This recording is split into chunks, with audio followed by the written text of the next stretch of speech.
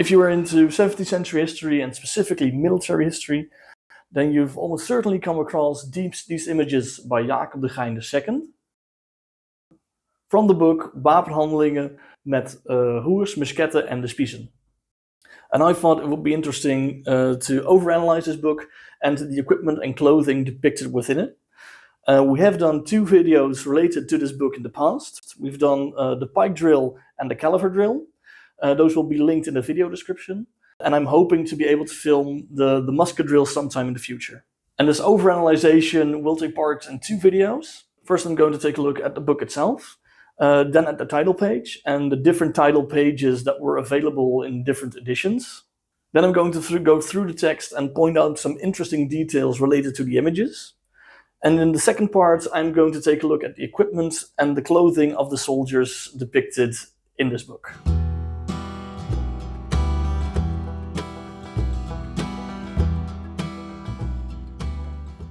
Wapenhandelingen met de roers, musketten en de pieken, or exercises of arms with Caliver, muskets and pike in English, is a Dutch military manual that was first published in 1607. And it was also published in a few different languages: Dutch, English, French, German and Danish, as well as a few multilingual editions. There were uncolored editions and colored editions. In this video, I'm mainly going to show a colored edition of the book, since it's a bit more visually stimulating than the uncolored version. The 117 images in the book were produced by Jacob de Gheyn between 1597 and 1607, and the accompanying text explaining the drills with the musket, pike and caliver. Some historians believe that this text is not written by Jacob de Gheyn, but by an unknown author, but this is of course speculaas. It is the first book of its kind, showing an almost complete military drill, further perpetuating the idea of Dutch military innovation and supremacy at the time, even though the book doesn't show many new ideas, tactics or techniques. Reloading while marching might be a new innovation at the time, but this is also contested and debated by historians. The book only explains how to handle a weapon in a drill setting, which in this case means practice. It doesn't explain how to handle a weapon on the field or move on the field. For instance, the drills can be performed by a single man without consideration of others around him. And the chapter about the pike specifically doesn't discuss how to fight with the pike. It only discusses the field guard, and it doesn't even mention thrusting with the pike, which is odd since one-on-one pike fencing was popular in the Low Countries and the German countries in the 16th century, and multiple treatises had been written about how to fence with the pike. The sport did lose some of its prestige in the second half of the 16th century, but there were schools of thought on how to use a pike. The introduction to the book does mention this part as being omitted for the sake of length, and leaving the detailed training of the pike and its techniques to the individual officers, since different officers might have different ideas about how to handle a pike correctly. Some historians mention that at least one of the bodyguards of Prince Maurits of Orange modeled for the book, but if one of the faces is based on this bodyguard is unknown. And I found one book that actually gives a name, 2 names to be exact, for the same person, either Pierre de Molin or Pieter van der Molen. And it's most likely that he just modeled for de Gheyn to get the postures, movements and proportions right. De Gheyn lived from 1565 till 1629 and was a Dutch painter and engraver. And his first contract with Maurits of Orange was for an engraving of the siege of Geertruidenberg in 1593.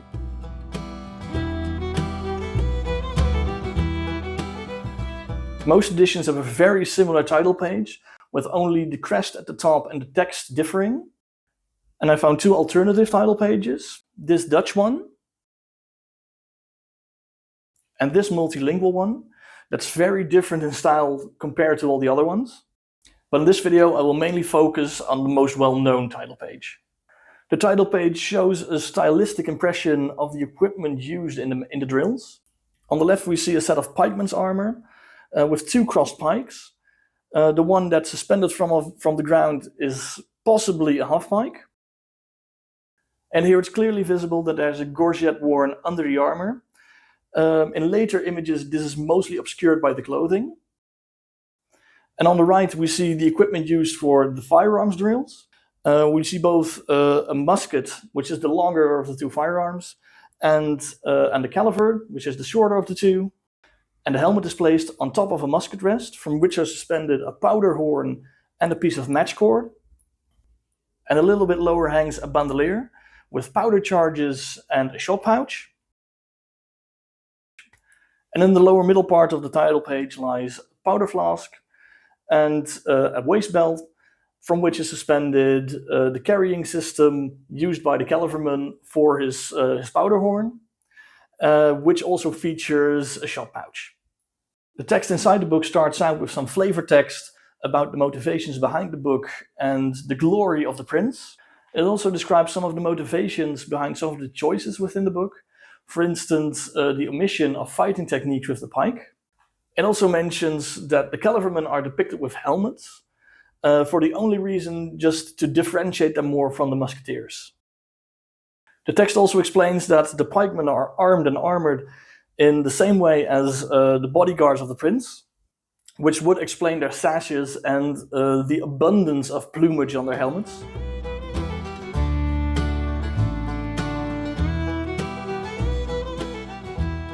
After this flavor text comes the text about the Caliver drill. Here the text explains that the drill is mostly to train young and inexperienced shooters. The text also explains that all the images are numbered and that the drill will consist of loading and firing while marching, as well what a soldier needs to do while he is standing on guard, here called schildwacht or standing sentinel in English. The text goes on referring to the first image and stating how to hold the Caliver, which is on the left shoulder, not with the hand on the butt plate, but closer to the thumb notch, and the trigger guard should be close to or touching the shoulder. The match cord should be lit on both ends, and both ends should be carried between 2 fingers. The text also explains that the cavalryman should always carry a priming flask and prime the pan of his piece from the priming flask and not from his powder horn or from loose powder charges. The text goes on describing the process which soldiers shall undertake to fire his piece. I won't be describing the whole process here since we've already done a video about that.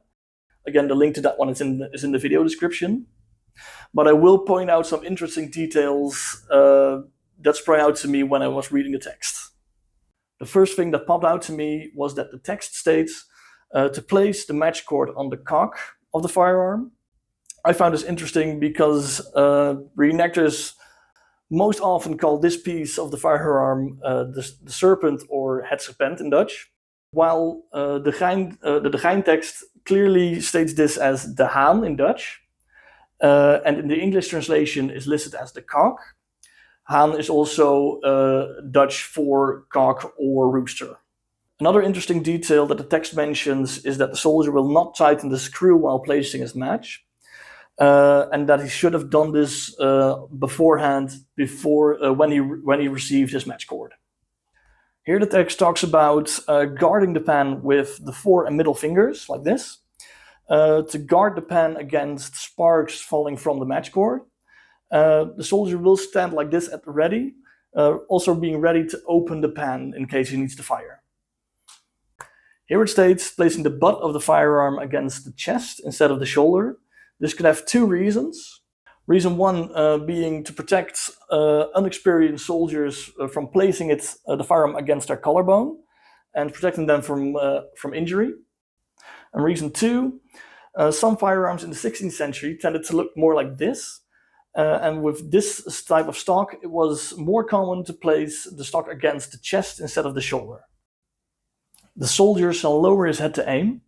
In the image, I find it really hard to believe that the firearm is actually placed against the chest, since then it's really hard to place your cheek in the cheek well of the stock. The text also mentions that the shooter will lift his elbow, which is really different to modern shooters who will often tuck in their elbow. And there are multiple times where the text talks about holding the firearm with the muzzle upwards in case of accidental discharges, hang fires, or misfires. To save time, the soldier will grab his priming flask with his right hand while he's blowing out the pan. And here again, the text reminds to prime from the priming flask, not from the powder horn or powder charges.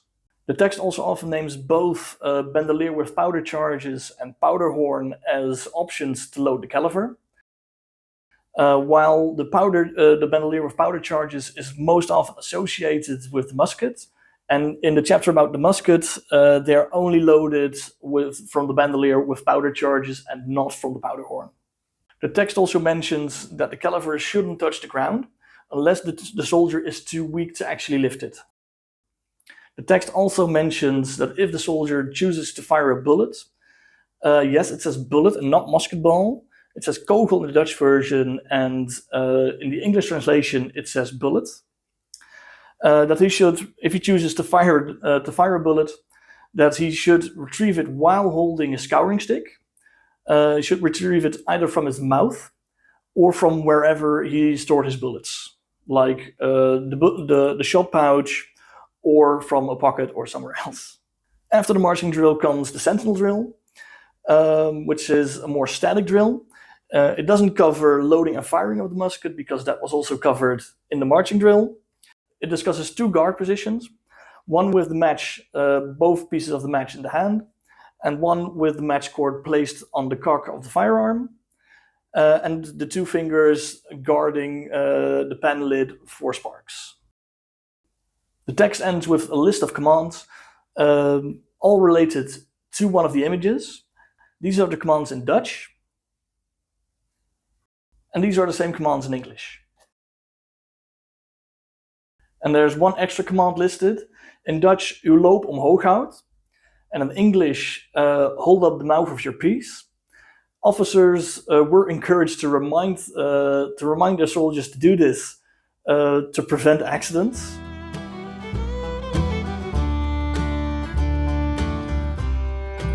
The text about the musket mostly covers the same beats as that of the Caliver, but with the addition of the musket rest. So again, I won't cover the whole drill, but I will point out some interesting details in the text. The text goes on to describe how the musketeer will march and stand with his musket under the left shoulder and his musket rest in the right hand, placing it down with each step. The musket rest has a cord attached to it that's wrapped around the wrist of the musketeer, so he can drag his musket rest behind him if that is necessary. And already here it's mentioned that the musketeer should always have a priming flask, so he can prime the pan of his piece and not use one of the powder charges on his bandolier. Apparently this was a big problem since it's repeatedly mentioned in this chapter and the chapter about the Caliver. There is also a second way in which the musketeer shall carry his musket rest, which is in the left hand while he is shouldering his musket. This is also the first step in the musket drill to make ready to fire the musket.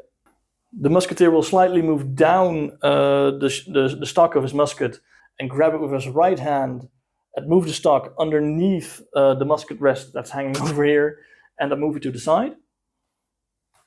The text also mentions that the musketeer will not let the musket fall into his left hand, but bring the left hand up and meet it halfway, and then bring it down, placing the musket between the musket rest and the thumb. And if the soldier is too weak, he can be allowed to drag his musket rest. Same as in the chapter about the Caliver, it's mentioned that the musket should be placed against the chest and not against the shoulder. It's also explicitly mentioned that the cheek should be placed in the cheek well after the musket has been placed against the chest, because this would show more grace. The text mentions that some of the movements are done for the sake of grace or fashion, but it also mentions that a lot of this grace goes out the window in hasty situations. and I quote from the English translation, "But to the contrary, for most of it slobbers out in haste." And during the priming of the pan, the text again mentions not to prime from the priming charges, but from the priming flask.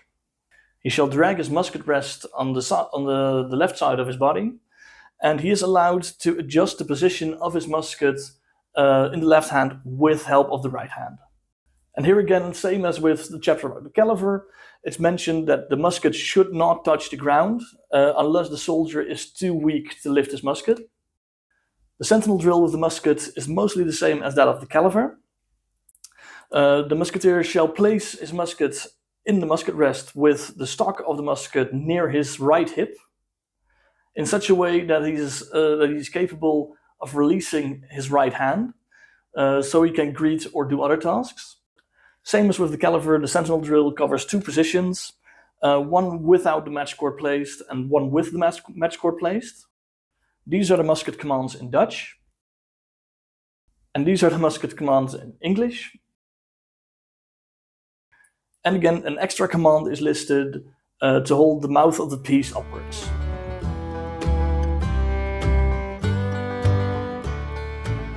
The chapter about the pike drill is relatively straightforward, so I will have less to tell about the specific movements described. The text starts with a description of how the pikeman will stand, not with the base of the pike on either the outside or inside of the right foot, but in line with the right foot. The right foot should also always be placed slightly forward, and the right hand should be holding the pike at about face height. The position wherein the pikeman holds his pike horizontally is something you almost never see in 17th century reenactment. It's something that's easier to do when you're doing the drill individually, but it gets really hard when you're doing it in a formation, because you're irritating the people behind you and you're irritating the people in front of you. Let alone if you have to turn. After dragging the pike by the point, most 17th century reenactors tend to bring the point forward by frantically sliding the pike through their hands. But the text clearly states that it should be done with deliberate, big movements without sliding.